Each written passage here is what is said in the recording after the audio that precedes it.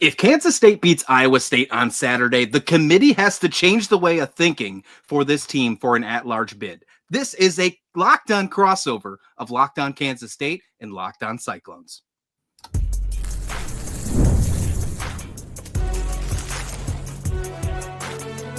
You are Locked On College Crossover, part of the Locked On Podcast Network. Your team every day.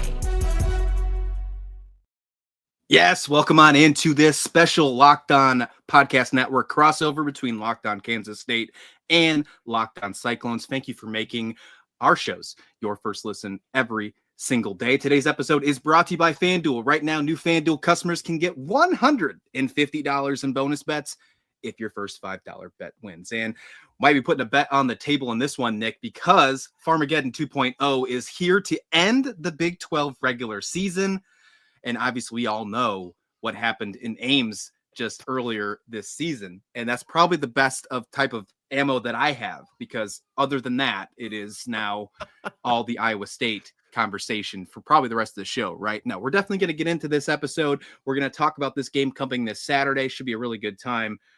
Obviously, Iowa State in a really good position in Kansas State on the outside looking in. But Nick, let's dig into this one.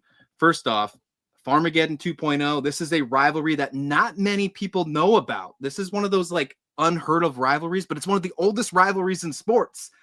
What do we need to do to make people pay attention more to this one? I don't know. Let's go to Dublin for one, but obviously we're going to take care of it in Manhattan on Saturday.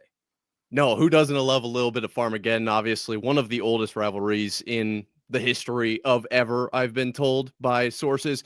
As far as growing the rivalry, I think Dublin's going to get that covered, baby. Who doesn't love football in Ireland? And we'll leave that there. I will say really quickly, I think it's interesting. Kansas State seems to be catching Iowa State at the best possible time over and over. Devastating loss to Arizona after a heave from Caleb Love, and then double overtime thriller. I'm going to call it a heartbreaker loss to BYU, and you guys are right on the other side of that. That's got to feel good, doesn't it? Yeah, and somehow, some way, we found ourselves on a winning streak each time before taking on Iowa State after being on a losing streak as well. It is like the perfect storm for the Wildcats, but obviously might be a little too late for them heading into March. I do have a little bit of rebuttal of that if they do get the win on Saturday, but we'll save that for just a minute because I want to get into, Nick, the conversation, obviously the rematch about earlier this year in Hilton. We all know about that one. It seemed like for a little bit, there was quite a little bit of slide from TJ and the rest of the team after that loss. And we've heard about this inconsistency. We've heard that from your coach as well. Take me through what has Iowa State's season looked like since the loss to Kansas State in Hilton Coliseum for the first time in how long? Too long. I don't want to get into the numbers on that one. Honestly, the skid kind of started with Arizona. Season as a whole for you K-State listeners out there, 19-1 on the year when we have or I guess now it's 19-2. Geez, when we got the full lineup out there. So a lot of winning early. Milan breaks his hand, get the win over Kansas, but then go into a weird 7-game skid where we're 3-4. Things don't look overall that great. Milan comes back. 4-game win streak. Now you've got Curtis and Keyshawn out ahead of Houston. Lose that one, but things do look good. Then you've got Oklahoma State, and what are we talking? I mean, Curtis is back. We're golden. Wrong. That one was a tough loss. Then you've got Arizona after a tough loss. What happens? Rebound. Now we're back, better than ever. And BYU, we all know what happened there. So a lot of ups and downs, and really the inconsistency thing is what everyone is kind of talking about right now in Ames. The thing everyone, Cyclone fans, was hanging their hat on was this team 19-1 when everyone's on the floor. Now 19-2 after the loss to BYU. What is the question mark? I think it comes down to the team has been it's been so many like ins and outs as far as practice goes. The mojo feels off. It feels like now it's a lot more of me versus we as far as individual offensive agendas. TJ has addressed that multiple times, and I do like that. It feels like the aggression, when it's there, but when it's not there, it's maybe a problem. Out rebounded like crazy against BYU. Obviously, the steal stands out as well. But at the end of the day, this game to Iowa State is a consistency and a momentum builder. Outside of that, I mean, we're locked into the 5 seed in the Big 12 tournament, but this is a huge game for Iowa State. Yeah, I'm glad you brought that up about the 5 seed heading into Kansas City. And I want to really dig into, both scenarios for both teams entering to the Big 12 tourney and quite frankly beyond later on in this show. But because you're locked into the 5 seed, does this change the feeling for this game for Iowa State? Do you think revenge is still on the table? Because again, Kansas State was a team that broke this streak at Hilton. I mean, you go into Ames and you're playing in one of the toughest environments in college basketball. I'm not afraid to say that because it's just factual basis. I mean, we had a conversation in one of our group chats about asking, is the Hilton Magic gone? I was obviously making a joke. The BYU game, and it's not the case, but the fact that I can make that joke just shows that it's such a tough arena to participate in and play in.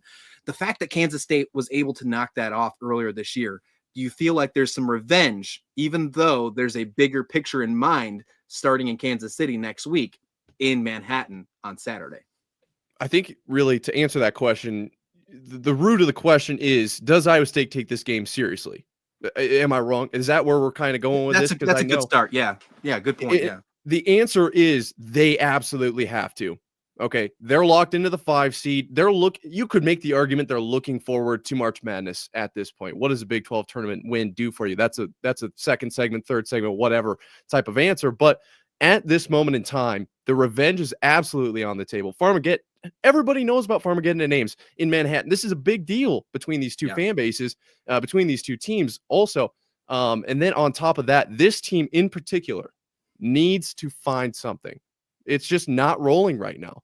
There isn't the momentum, obviously, as I mentioned, but it doesn't feel like things are jiving as they have at any point in the season. Even during the 7-game skid, there was a moment where it felt like there was something without Milan, but there was obviously greener pastures on the other side when he's on the court. So at the end of the day, this one is huge. They're going to come in, take this game, I really hope, extremely, extremely seriously. But the question could be asked of Kansas State, the same thing. What is Kansas State really playing for here? I mean, are we playing a March Madness? Is Kansas State going to show up? Yeah, I think they have no choice but to show up in the eyes of Kansas State. I really do. I think that you're starting to see some momentum. You're starting to see not only a build for potentially and you're right, of course, right? The momentum is starting to build up. Although they haven't shot great the last couple of games, you're starting to see some of their star players come back. Obviously, Coleman Hawkins returning. I want to get more into that in the second segment. But the last thing I want to get to before we move on, because I love your fiery takes. And after the BYU loss, you had a great episode out there. If you haven't checked that out, check that out over on the Locked On Cyclones. But because of that game, Nick, it was a 2 overtime loss. It was, quite frankly, you basically played 3 halves in that one. Yep. What does that do for this game on Saturday? Again, we're talking about a game that, as much as we love this rivalry, in the eyes of an Iowa State fan, you have to be looking forward. You have to be focused on trying to get to a Big 12 championship, but you have to play one more extra game now because you lost to BYU. You no longer have that double bye. You just have one bye. You're the 5th seed. You're locked in, right? So a double overtime loss, that's adding all this extra pressure. We saw a lot of players in that game have cramps. We saw them dealing with some issues. Now, this was earlier in the week. They have plenty of time to recover, but is it enough time? Are we going to see some minutes restriction from some of the stars? Is that something that you think will come into consideration and possibly impact this game on Saturday?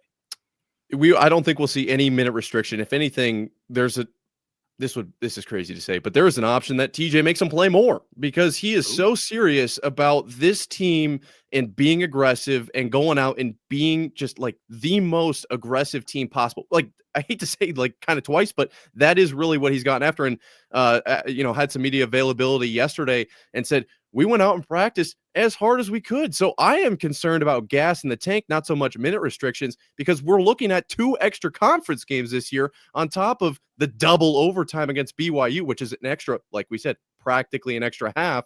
And then you look at what's he doing in practice. Are we leaning? Are we kind of sitting back a little bit? No. Do I want him to do that? No, I want him to put the pedal to the metal, but it sounds like they are going as hard as possible and trying to drive that aggressive nature back into this team. Which, is it the right play? Only time will tell. But I do worry about gas in the tank because we saw lack of decision-making, lack of driving to the hoop, lack of foot movement on defense due to the longevity of the BYU game, which is only natural. I'm not saying that that's a problem per se. There's a long game, but I do wonder if that carries over into Kansas State and then maybe Big 12 tournament, March Madness. I don't know. Only time will tell there.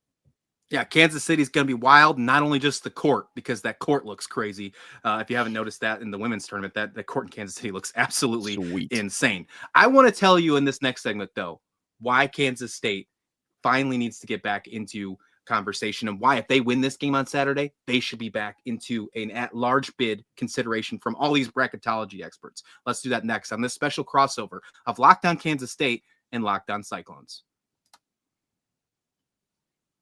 This episode is sponsored by FanDuel. When the games tip off, the NBA action is just getting started. And there's no better place to get in than with FanDuel, America's #1 sportsbook. With FanDuel, you can bet and place on live games throughout the game, so even you don't miss out on opening tip-off. Or you want to bet on a fourth quarter comeback, you can stay in the action. And if you're looking for a bigger payout, you can even get in on FanDuel's same game parlays. I love using FanDuel's live betting feature because it keeps every moment for me just in the game exciting, whether I'm backing a team for a late game rally or picking a player to hit a clutch three. I never feel like I miss my chance. Plus, the app is so easy to use. FanDuel has one of the easiest interfaces for any sports betting app. And when you win, guess what? You get paid instantly. So right now, new FanDuel customers can get $150 in bonus bets if your first $5 bet hits. That's just $150. Count me in. Just visit FanDuel.com to join today. That's FanDuel.com for your shot at $150 in bonus bets. Make every moment count with FanDuel, the official partner of the NBA.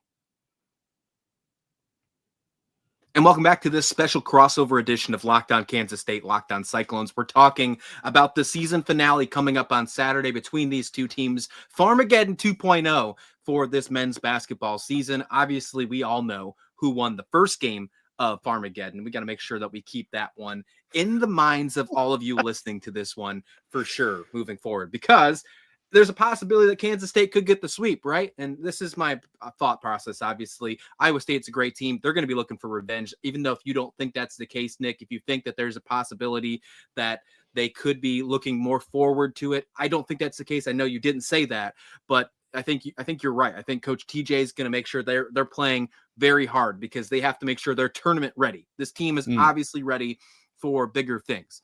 On the other side, though, Nick, Kansas State has this opportunity. You might not see it in their record, but they have a lot of quad one wins. And you look at all these bracketology experts, they like to push them to the side. And you talk about some of these other teams in the SEC, and I'm going to go ahead and name a few: Oklahoma and Texas. If you look at their conference standings, I'll go. Let me roll up the sleeves. Here we go. If you look at Oklahoma and Texas, and you look at their conference standings, 5 wins in a conference. Are you kidding me? Now, at any other time, now I'm not having a blind eye. I'm not obviously completely oblivious to the fact that Kansas State had a terrible non-conference. They started the season terrible. I mean, it was just not good. But what wins against Iowa State, which at the point, I'm pretty sure you were ranked like in the top 5 at that moment, at the 3. Okay. They won against Kansas, won against Arizona, beat a ranked West Virginia team. I mean, they have played some very good games and they have a good resume for quad one wins. It's the other stuff that are keeping them pushed beside. But if they sweep Iowa State, you have to put them back in consideration. I think you have to at least consider them back for an at-large bid heading into Kansas City. Do you think I'm wrong? Let me ask you this. I'll start by saying this is kind of my reference for a lot of things. This last year in college football, things got crazy with the 12-team playoff, that's for sure. But Boise State and I think it was Notre Dame both kind of had a similar situation. Boise State with a quote-unquote quality loss to Oregon in the second week of the season, and Notre Dame with a tough loss to NIU early. Are we weighing those the same? Clearly we didn't, but it's not the end of the story. What I'm saying here is that Kansas State's early non-conference schedule, how much weight do we put into that? Because obviously Kansas State was able to figure things out. There was a period in time there where, I mean, I was a part of circles where could Kansas State win the Big 12, the tournament, of course? Could Kansas State make a real run in March Madness? But then Kansas State goes on another streaky loss type situation. Is the streakiness of this Kansas State team potentially a problem that the committee could look at? Obviously, 2 wins over Iowa State means a lot. I'm not going to say that that's not the case, but the streakiness may be something to be considered. No, absolutely. They absolutely should. And I hate that you brought that up, and I hate that you're right, but you make some perfect examples. Okay. I gotta put my sleeves back down now because I don't feel so good no more. Fired up. I feel a little chilly in here now. I gotta turn the heater on. But I'll be honest with you, Nick. That's exactly how I feel. And I feel not only will the streakness be an impact for the bracketology experts, but the fact that they're having trouble winning on the road as well. I don't know if you know this. Not only was it the first loss for Iowa State and Hilton in quite a long time. 15 losses in a row on the road? Yep, it broke a 15-game road losing streak for Kansas State as well. So it was an insane type of perfect storm, if you will. That's why I think can lightning strike twice in the same spot and see if Kansas State can do it again. I think the streaks obviously are going to impact. Road wins are obviously going to impact. There's no doubt about that as well. There was a time, Nick, let me take you back. There was a perfect time, about 6 games this season, where Kansas State was the best team in the nation. There was no better team. The best team in the nation. I'll when they played Iowa State, mind you. Was the win. That's right. That's right. Quite frankly, I mean, as much as I would be really excited to see Kansas State in the tournament, I think the only way that they're going to make it there is if they win the whole damn thing in Kansas City. That's the only way that they're going to be able to do it. But if they get this win on Saturday, I think there is room for conversation to talk about Kansas State potentially being back in to the bubble watch at the very least. I don't know if it's enough to get them in the first 4 in or first 4 out, but you add another quad 1 win into that resume. Right now, they have more quad 1 wins. I just had this stat a minute ago, but they have more quad 1 wins than 3 or 4 other Big 12 teams that are considered locks right now. Wow. And it is absolutely insane. It's just all those other losses, like losses to Drake, a loss to LSU. We lost to Liberty in the or in one of the, not the Maui, but in an invitational on an island. I can't remember where they played at the beginning of the season, but it's just been a wild ride. However, Coleman Hawkins is finally back for Kansas State. I think that is something that you put in consideration. He obviously was not the same on the West Coast trip to Utah. We already know that BYU and Utah are tough places to play. Not having a healthy Coleman Hawkins doesn't help that as well. You just got to find a way to win and find a way to be gritty. That's why I asked you the question, will Iowa State be ready? Will they actually take this game seriously? Because I think Kansas State is going to put everything on the line to not only make sure they get that win, but find themselves potentially in a first round bye for the Kansas City in the Big 12 tournament. Well, that's something that Iowa State, I feel like, has struggled with a little bit this year, being so good, ranked all the way up to number 2 in the AP poll, highest ranking in school history. It felt like there's a target on this team's back all year. And I've said multiple times, and I've said it for, I'm 23 years old, 23 years of my life, basically. Iowa State, not great when we're favorites. It feels like we have to be playing for something, for real noise to be made. Now, is that the wrong take? You're going to have to argue with me in the comment section. But the point being, when Iowa State is a huge favorite with a target on the back, it just seems like problems arise. So I don't know if that plays in here, because Kansas State feels like has more to play for here. Obviously, Iowa State locked into that 5 seed ahead of the Big 12 tournament. So will Iowa State bring everything? I really hope so. I absolutely do, because they need it. They need it from a mental, moral, motivational, confidence standpoint, whatever you want to put your finger on there.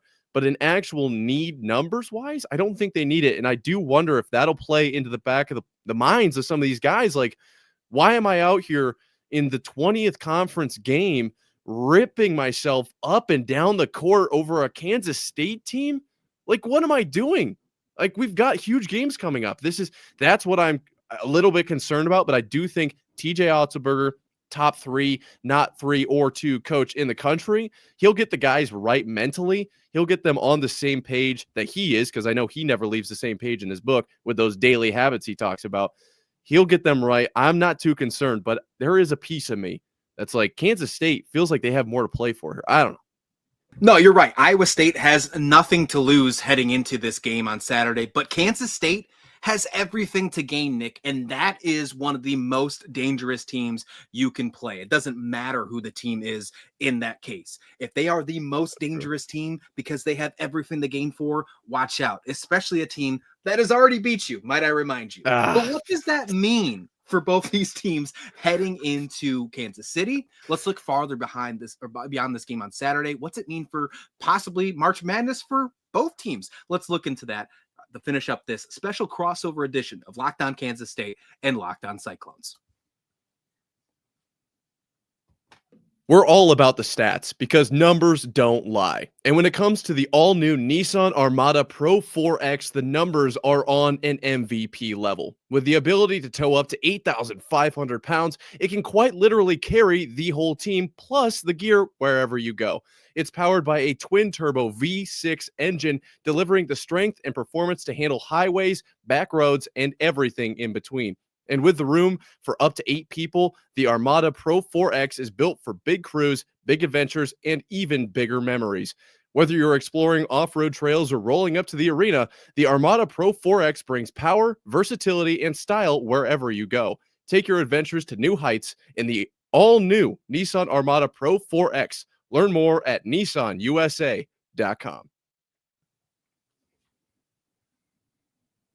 Thank you for making Locked On Kansas State or Locked On Cyclones your first listen every single day, part of the Locked On Podcast Network. And we're talking the game on Saturday, Farmageddon 2.0. It's going to be madness, folks. It's going to be absolutely electric. Oh, it's March, baby. It's March, and we sleep in May, right? That's the wording we talk about. But it's also Kansas State senior night, too. I should mention that. It's also Kansas State senior night. That should also be another little plug, another motivation, another reason why Kansas State is going to absolutely bring it to the Cyclones. If you can't tell who I think is going to win this one, the temperature's a little changed here. I still got the sleeves down, but we're getting a little warmer here. We're getting a little more excited.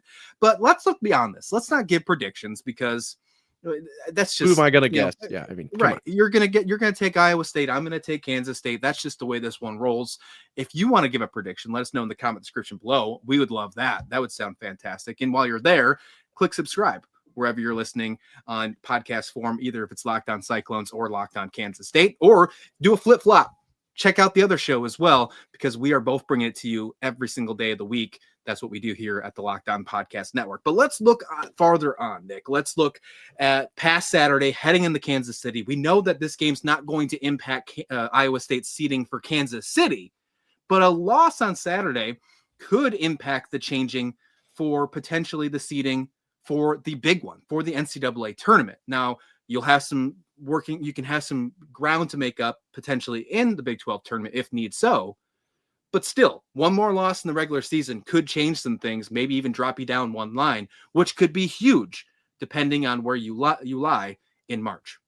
It absolutely could. There are a few games left, and believe it or not, a lot of teams are going to be playing games. So it's hard to really pin down exactly where anyone will be. Obviously, losses hurt you, wins help. In general, we've had the conversation of should Iowa State rest through the Big 12 tournament. That's an entirely different conversation. As far as the loss potentially to Kansas State, what would that bring? I don't know how much it would affect this team. I've been kind of back and forth all year. You've still got to play the same number of games, provided you're not a last four-in team in March Madness. If you're truly one of the best teams, it shouldn't matter. You have the same number of games. We're not playing for buys.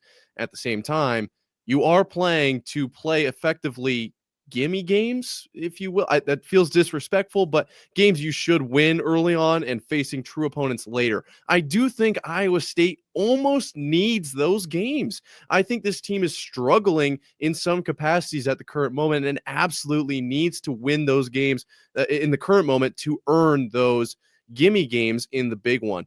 Now, as I said, if you want to learn more about do I think Iowa State should rest up in the Big 12 tournament, that's a Locked On Cyclones podcast. I know that doesn't affect Kansas State at all.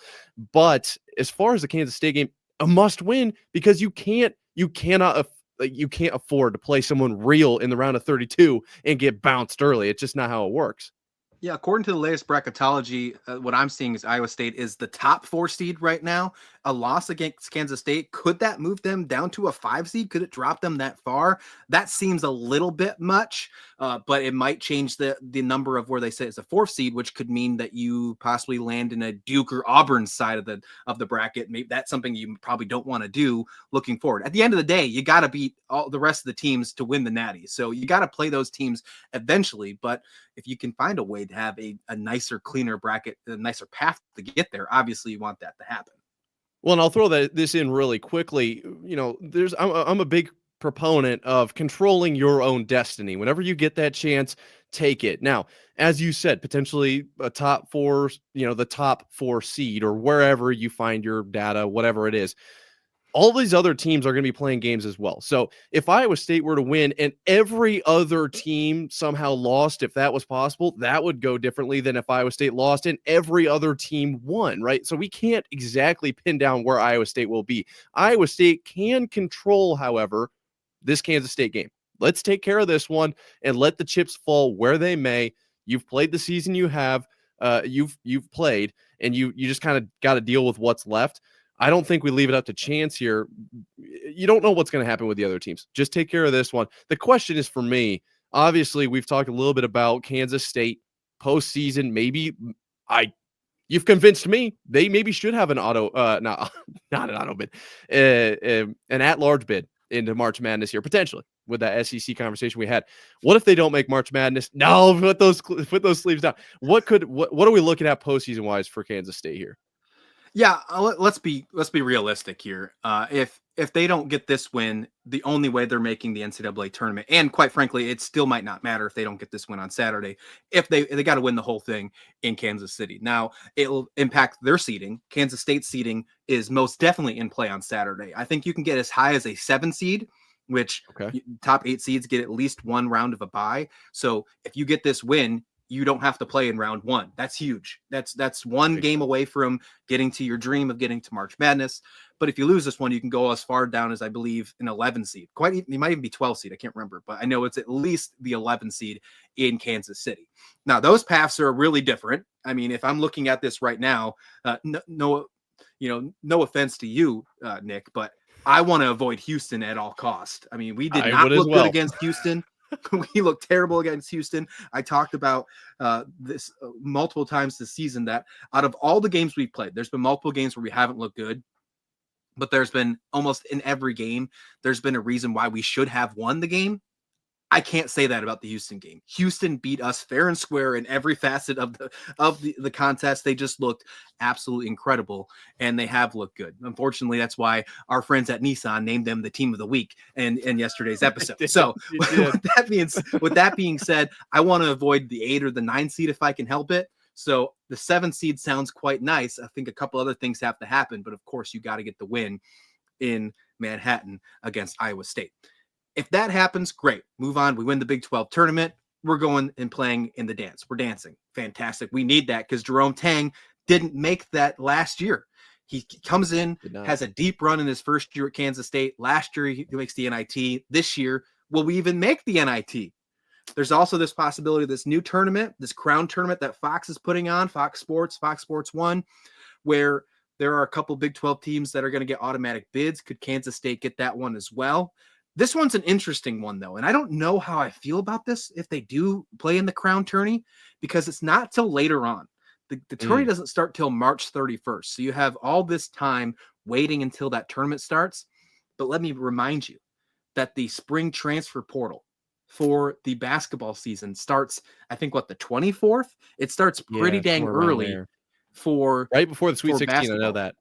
Yeah, I think it's whatever that Monday is that the case is, and it's right by the Sweet 16. But if players leave in the portal, which unfortunately with Kansas State, there's a possibility. I'm hoping that's not the case. I hope that Kansas State can utilize that Houston model where they're trying to build in and keep players around. That's the new buy-in that they're looking to get.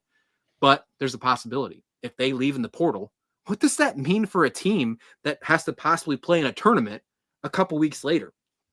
So it'd be really interesting. But again, I hope there's postseason basketball regardless of the case, because if you don't have any postseason basketball, it's going to be seen as a failure. If you don't make the NCAA tournament, it's probably going to be seen as a failure, but it might at least minimize it slowly, just a slight bit. if you at least have a chance to win some sort of postseason tournament. But let's all put that behind us because Kansas State's going to win the Big 12 tournament, right, Nick? It's a crazy take. I'll ask you really quick. With Coleman Hawkins back, I'm curious, what does Kansas State need to do to win this one? Just 30 seconds. Play offense. I mean, honestly, and I know that sounds crazy, but their shooting has not been great even over these last couple wins. They've played some pretty rough teams, and that's why they found a way to get the wins, but they have to shoot better. Coleman Hawkins has stepped up, although he's not 100%. David Gasson has let this team know that he's not going to let them quit because, quite frankly, he deserves everything. But they need better shooting from Doug McDaniel, and they need better outside shooting from Brennan Hawson, something they haven't had the last 2 games. If they can do that, they're going to give you a run for your money in Manhattan on Saturday. They certainly are. I will end this by saying there's no way Kansas State is winning this game. I don't know about the Big 12 tournament, but certainly not this one. Iowa State's going to come out super aggressive on defense. We're going to get that shot selection figured out, aggressive on the boards, stuff that TJ has talked about ad nauseum.